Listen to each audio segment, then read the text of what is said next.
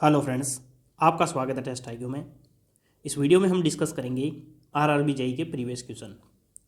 ये हमारी सीरीज़ का 8वां वीडियो है और स्ट्रेंथ ऑफ मटेरियल का तीसरा वीडियो है।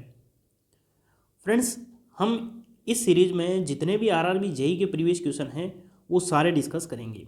तो फ्रेंड्स, यदि आप आने वाले एग्ज़ाम की तैयारी कर रहे हैं तो ये सीरीज़ आपके लिए बहुत ही ज़्यादा इंपॉर्टेंट होने वाली है। एक एक क्वेश्चन को हम हमेशा की तरह बहुत ही बेसिक तरीके से समझेंगे और क्वेश्चन बाईलैंग्वेज होंगे, यानी हिंदी और इंग्लिश दोनों में होंगे। तो लैंग्वेज का कोई इशू आने वाला नहीं है और बहुत ही सिंपल तरीके से मैं आपको समझाने वाला हूँ। एक एक कंसेप्ट मैं आपका क्लियर कर दूंगा। तो चलिए शुरू करते हैं। पहला क्वेश्चन है, dash is a beam width one end is fixed and other and simply supported.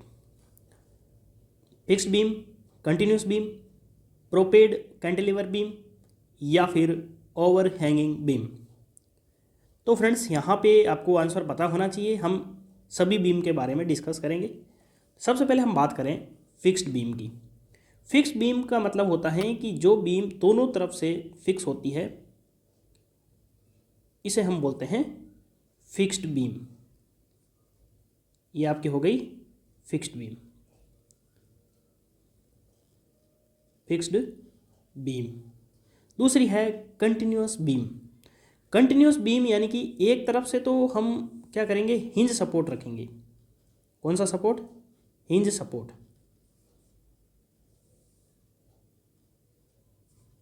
यहां से आप देख सकते हैं, ये आपका हिंज सपोर्ट हो गया।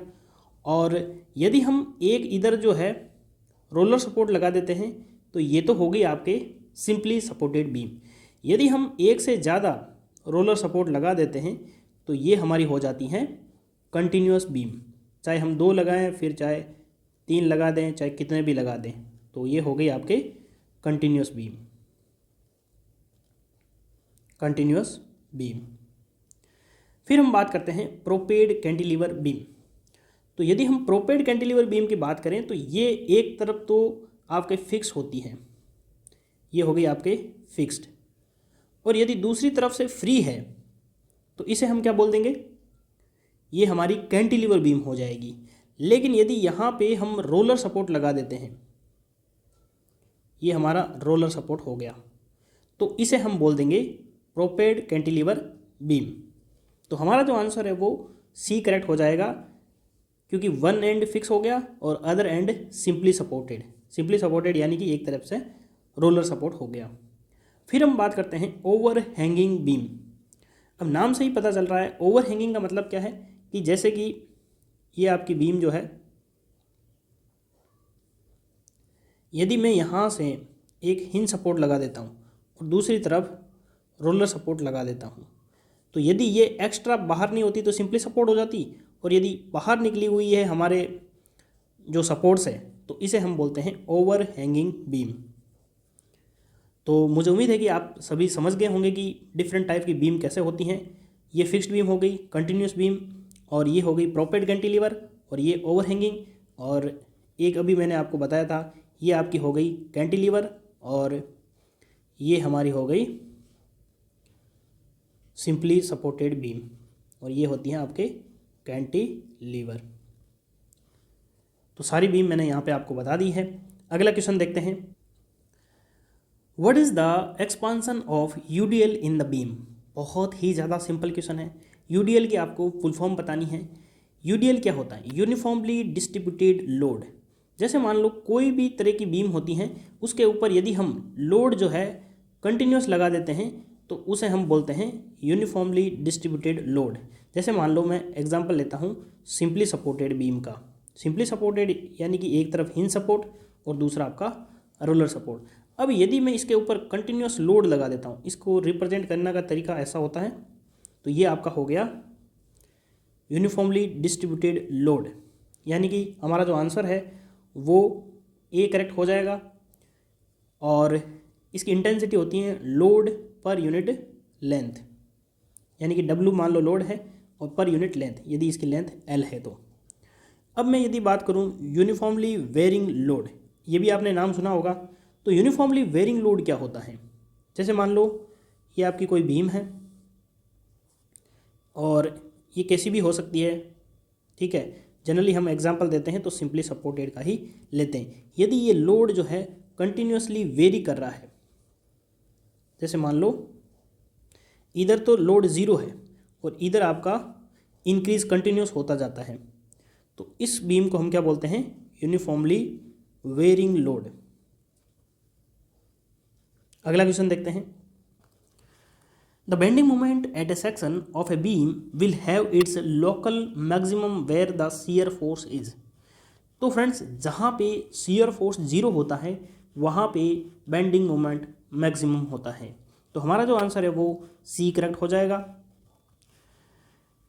In the case of a uniformly distributed load on a simply supported beam, the bending moment diagram would be। तो आपको यहाँ पे बताना है बेंडिंग मोमेंट डायग्राम कैसा बनेगा। यहाँ पे देखिए 4 ऑप्शन दिए गए हैं, अलग अलग टाइप के डायग्राम बना रखे हैं। तो फ्रेंड्स, मैं यहाँ पे आपको अच्छे से डिटेल में समझा देता हूँ ताकि एग्ज़ाम में कोई भी तरह का क्वेश्चन आए तो आप इजीली कर पाएंगे। जैसे मान लो सिंपली सपोर्टेड बोला हुआ है तो ये हिंज सपोर्ट हो गया और ये आपका हो गया रोलर सपोर्ट।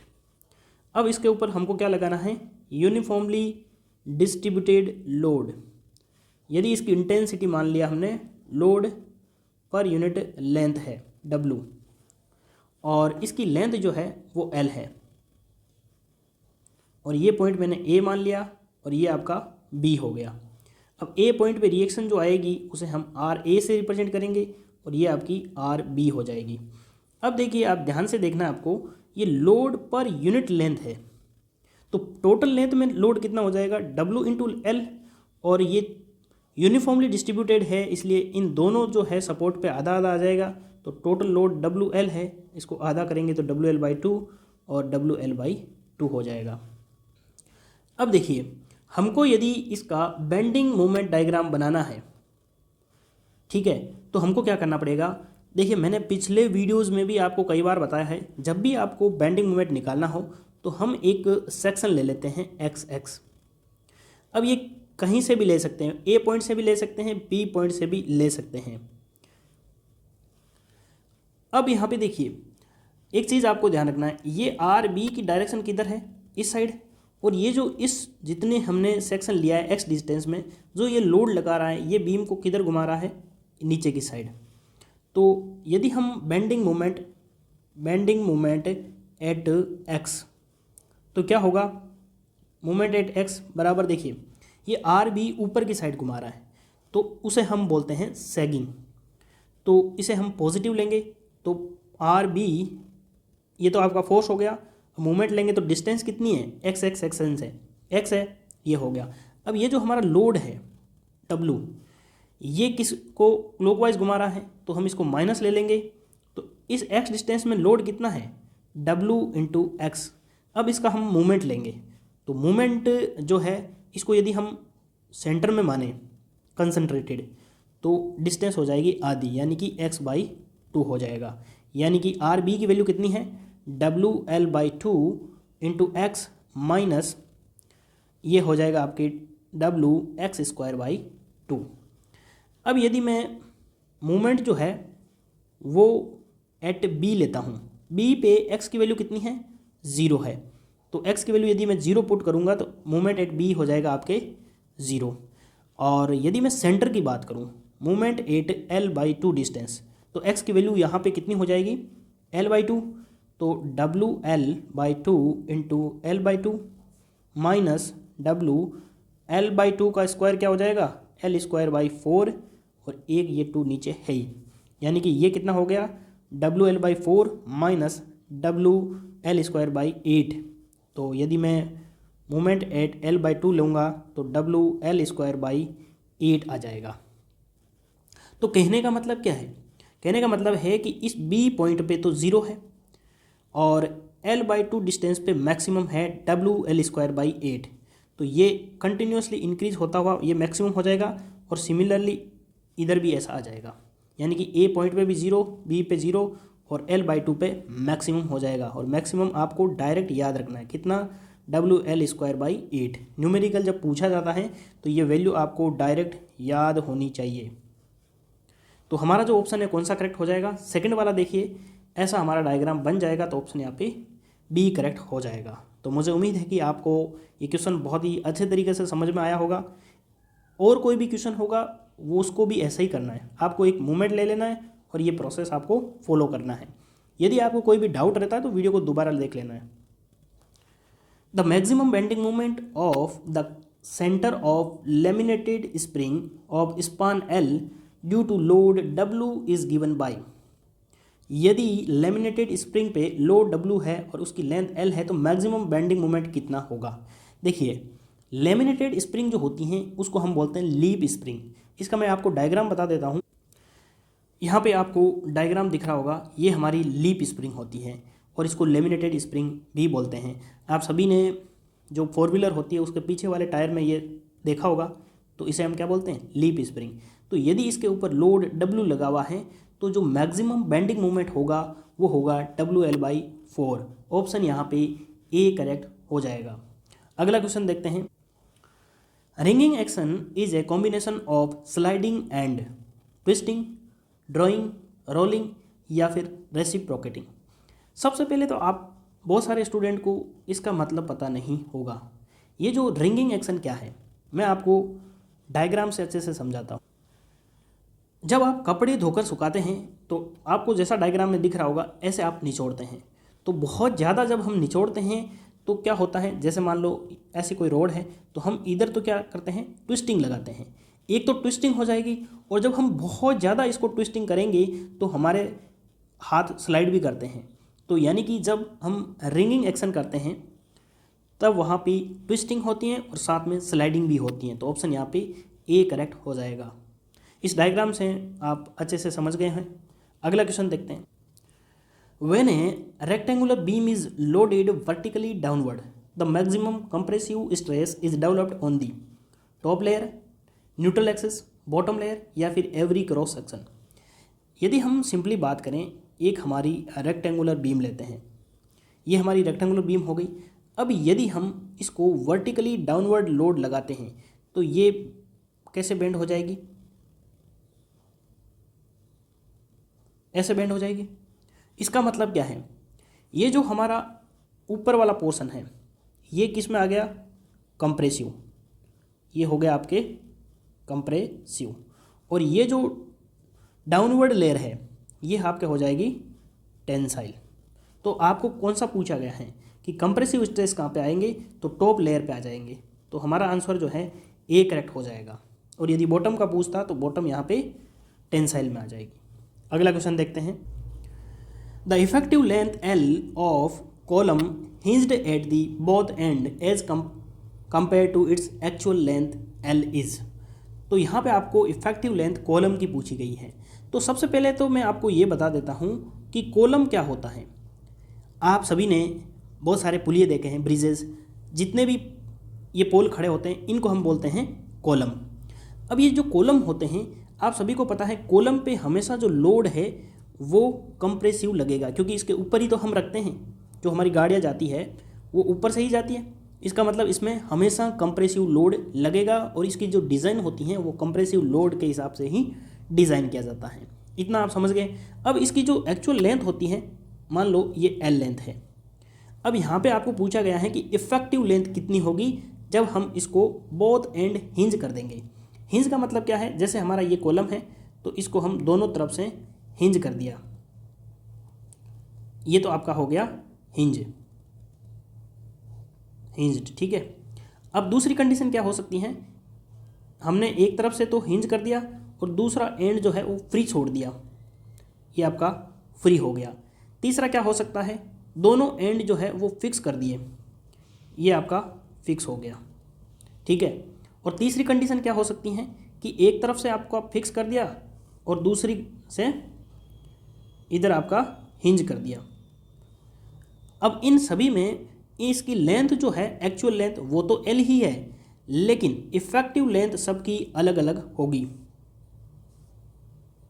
तो यहाँ पे आपको दोनों तरफ से हिंज है यानी कि ये पूछा गया है, तो ये कितनी होगी, ये हो जाएगी एक्चुअल लेंथ के बराबर। यानी हमारा जो आंसर है वो बी करेक्ट हो जाएगा। एक तरफ से फ्री है तो ये लेंथ जो है 12 के बराबर हो जाएगी, और यदि दोनों तरफ से फिक्स है तो ये आधी हो जाएगी, और यदि एक तरफ से फिक्स है और दूसरी तरफ से हिंज है तो ये हो जाएगी आपके L/√2। ये आपको याद रखना है, यहाँ से एक क्वेश्चन हर एग्ज़ाम में पूछा जाता है। यहाँ पे यूलर बकलिंग लोड का मैं फॉर्मूला बता देता हूँ। तो लोड जो है इफेक्टिव लोड वो हो जाएगा आपके π² EI/LE का स्क्वायर। ये PE क्या है? Euler buckling load. और यहाँ पे ये जो मोमेंट ऑफ इनर्शिया है इसको हम मिनिमम लेते हैं, क्योंकि जो हमारा कॉलम है वो फेल होता है जहाँ पे मोमेंट ऑफ इनर्शिया मिनिमम होता है, इसलिए हम वहीं से डिज़ाइन करते हैं। तो इफेक्टिव लेंथ LE जो है, यदि यहाँ पे हिंज लिखा हुआ होगा क्वेश्चन में तो हम L पुट कर देंगे, यदि एक एंड फ्री होगा तो LE की वैल्यू 12 रख देंगे, यदि दोनों तरफ से फिक्स होगा तो L/2, और यदि एक तरफ से फिक्स और दूसरी तरफ से हिंज होगा तो यहाँ पे L/√2 पुट कर देंगे। तो ये जो हमारा बकलिंग लोड है, यूलर बकलिंग लोड, क्योंकि ये यूलर फॉर्मूला इसलिए इसे हम बोलेंगे यूलर बकलिंग लोड, और इसकी वैल्यू अलग अलग आ जाएगी। तो यदि आप डायरेक्ट L की वैल्यू पुट कर देंगे तो आपका क्वेश्चन गलत हो जाएगा, इसलिए आपको ध्यान रखना है कि कॉलम जो है किस तरीके से फिक्स किया हुआ है, हिंज किया हुआ है, फ्री है, या फिर दोनों तरफ से हिंज किया हुआ है। Euler formula holds good only for long column, weak column, short column, या फिर both short and long column. देखिए हमारा जो कॉलम होते हैं उनमें दो फॉर्मूले होते हैं, एक तो यूलर फॉर्मूला और दूसरा होता है रैंकाइन फॉर्मूला, या कह सकते हैं यूलर थ्योरी और दूसरी रैंकाइन थ्योरी। यूलर ने जो डिज़ाइन की थी वो लॉन्ग कॉलम के लिए की थी, तो ऑप्शन यहाँ पे ए करेक्ट हो जाएगा। और जो यूलर बकलिंग लोड का फॉर्मूला मैंने अभी बताया था π² EI मिनिमम अपॉन LE का स्क्वायर, ये तो हो गया यूलर का। और शॉर्ट और लॉन्ग कॉलम दोनों के लिए वैलिड होती हैं रैंकाइन थ्योरी। रैंकाइन थ्योरी, तो यदि आपको पूछे रैंकाइन थ्योरी किसके लिए वैलिड है तो दोनों के लिए, लॉन्ग कॉलम और शॉर्ट कॉलम, और यूलर है सिर्फ लॉन्ग कॉलम के लिए। The section modulus is denoted by M, I, Y या फिर Z। तो मोमेंट ऑफ इनर्शिया को हम I से रिप्रेजेंट करते हैं, लेकिन सेक्शन मॉड्यूलस को हम Z से रिप्रेजेंट करते हैं। और Z क्या होता है? Moment of inertia upon Y। ये Y क्या है? Distance from the neutral axis. जैसे मान लो ये हमारा कोई बीम है, ठीक है, और यहाँ से इसके सेंटर में न्यूट्रल एक्सिस है, तो इस न्यूट्रल एक्सिस से जितनी डिस्टेंस पे कोई हम डिज़ाइन करेंगे तो वो हमारी डिस्टेंस जो है हम Y से रिप्रेजेंट करते हैं। तो ये हमारा हो गया सेक्शन मॉड्यूलस, तो ऑप्शन यहाँ पे डी करेक्ट हो जाएगा। Failure of column depends upon weight of column, length of column, slenderness ratio, या फिर cross sectional area of column. तो कॉलम का जो फेलियर होता है वो स्लेंडरनेस रेशियो पर डिपेंड करता है। अब ये क्या होता है? इसको हम लेमड़ा से रिप्रेजेंट करते हैं। It is the ratio of effective length to the minimum radius of gyration. LE क्या है यहाँ पे? इफेक्टिव लेंथ, और K क्या है? Minimum radius of gyration. यदि हम मिनिमम मोमेंट ऑफ इनर्शिया निकालते हैं तो उसका होता है फॉर्मूला AK²। A यहाँ पे एरिया है और K है रेडियस ऑफ गायरेशन, इसीलिए हम इसे बोलते हैं स्लेंडरनेस रेशियो। और स्लेंडरनेस रेशियो जो होता है इसका दूसरा नाम है बकलिंग फैक्टर। क्या होता है? बकलिंग फैक्टर कह दो या फिर कह दो स्लेंडरनेस रेशियो, ये दोनों नाम एक ही है, आपको कंफ्यूज नहीं होना है। A column is a structural member design primarily to take which of the following type of load. तो अभी मैंने आपको बताया था कि कौन से लोड के लिए डिज़ाइन किया जाता है, टॉर्सिनल, टेंसाइल, कंप्रेसिव या फिर शियर। तो हमारा जो आंसर है वो कौन सा करेक्ट हो जाएगा? सी करेक्ट हो जाएगा। कंप्रेसिव लोड के लिए जो है कॉलम को डिज़ाइन किया जाता है। The effective length of a h metre high column with one end is fixed and other free is. तो अभी मैंने आपको बताया था कि एक एंड फिक्स होता है और दूसरा फ्री होता है, तो इफेक्टिव लेंथ कितनी होती हैं? L की जगह 12 हो जाएगा, यानी कि यहाँ पे S दे रखा है तो हमारा आंसर क्या हो जाएगा? 2H हो जाएगा। फ्रेंड्स, यदि टेस्ट IQ के वीडियो आपके लिए हेल्पफुल होते हैं तो आप टेस्ट IQ को सपोर्ट कर सकते हैं, और ये है हमारे टेस्ट IQ की UPI ID, यहाँ पे आप सपोर्ट कर सकते हैं। और वीडियो आपको कैसा लगा कमेंट बॉक्स में ज़रूर बताना, और यदि वीडियो पसंद आया तो वीडियो को लाइक ज़रूर कर देना, और कोई भी क्वेरी हो तो कमेंट करके ज़रूर बताना, और चैनल पर पहली बार विजिट कर रहे हैं तो सब्सक्राइब ज़रूर कर लेना। Thank you.